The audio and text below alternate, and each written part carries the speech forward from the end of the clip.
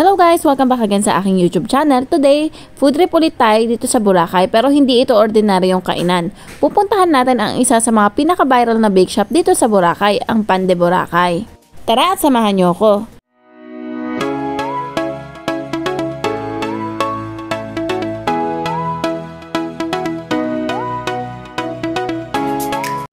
Ato na nga guys, nandito kami sa Balabag Wetland Park and then ang Pan de Boracay ay located lang siya katapat nito. So kung makikita nyo, ang lugar nila ay malapit sa BPI. So puntahan na natin. So para sa kaalaman ng lahat, ang Pan de Boracay, marami siyang branches dito sa Boracay. Meron din siya sa Station 3 na makikita kayo. So pwede nyo na siyang i-Google Map kung saan yung mga nearest location ng Pan de Boracay sa inyo. Then, kung makikita nyo rin dun sa kanilang site, ay nag-a-accept sila ng GCash payment. Then, mamaya ipapakita ko sa inyo kung magkano yung mga prices ng tinapay nila. Actually nga, naisipan ko na bumili dito ng pampasalubong kasi eto talaga yung authentic at genuine na pwede nyo ipasalubong sa mga kasama nyo. Dahil nga, eto, gawang Boracay siya talaga. So, nandito na tayo, nasa tapat na tayo ng Pan de Boracay na shop. Yan.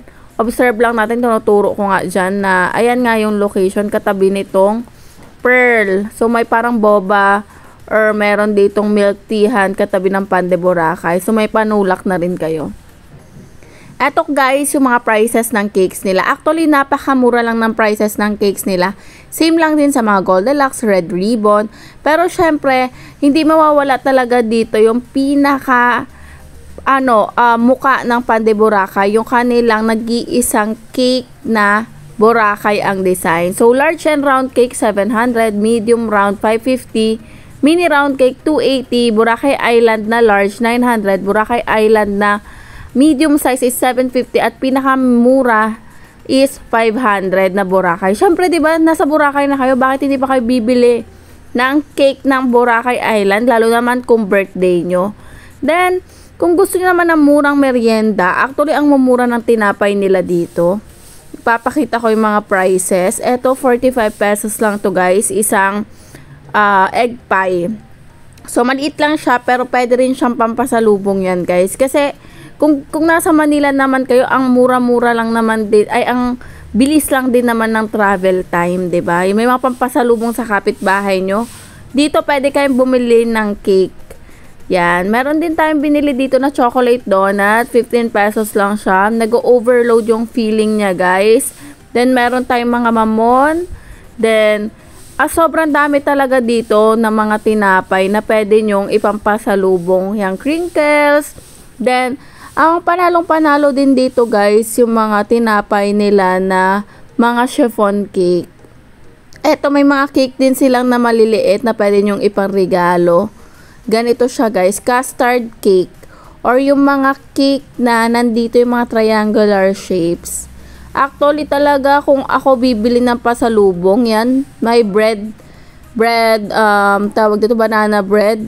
Murang-mura na siya guys. Compare na bibili kayo ng mga biskotso. For me, mas maganda to kasi pwede naman tong i-hand carry. Plus, hindi naman siya agad-agad masisira, kinabukasan ibibigay nyo na rin naman sa mga kasama nyo sa bahay. Tsaka mas mai-enjoy nyo yung pagkakape nyo. Plus ito talaga, gawang Boracay guys. Ito mga items na nandito sa Pan de Boracay.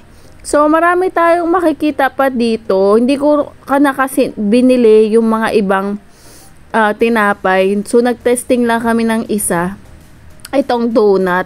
So 15 pesos lang siya guys.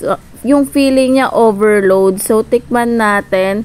I-try natin yung donut nila, guys. Sobrang sarap. So, syempre, di naman tayo mag-expect na ganun sa mga donut na nabibili natin sa Dunkin' Donut. Pero, syempre, ito 15 pesos lang. Tapos, makakamerienda na kayo sa Boracay. So, ano pa ba ang hinihintay nyo, diba? Must try talaga itong Pan de Boracay. Plus, si Pan de Boracay, guys, nag-a-accept sila ng mga customized cakes for all occasions. So, kung ano yung may mga design kayo, kayang-kaya nila yung gawin, guys. So, hoping na mabisita nyo rin yung mga branches ng Pan de Boracay. At, syempre, malaking parte itong Pan de Boracay sa mga nagtitipid talaga ng mga biyaheros natin. at saka dun sa mga gusto lang magmerienda at napadaan. 'Di ba? Sa halagang 15 pesos. So, 'di ba? Sana abot ang 15 pesos mo. Dito lang 'yan sa Pan de Boracay. Ganito yung feeling niya, guys. So, super overload talaga. Ayan, nasarapan naman namin. Actually, yung isa kaya pang maghati kasi ang tamis talaga. Pero sa mga matatanda, guys, maraming tinapay na allowed naman sa kanila dito. So, mga pangkape, ganyan. Pero, syempre, ang ating highlight talaga is yung cake. Sa totoo lang, ito talaga yung pinaka-highlight ng Pan de Boracay. So, itong cake na to. So, sana hindi nyo ito ma-miss, no? Hoping na matikman nyo rin yung mga tinapay nila. At dito na nga po nagtatapos ang ating video. Huwag kalimutan mag-like, comment at mag-subscribe sa Krisha Vlogs kung saan lagi may kwentong good vibes. Kita-kits sa next adventure!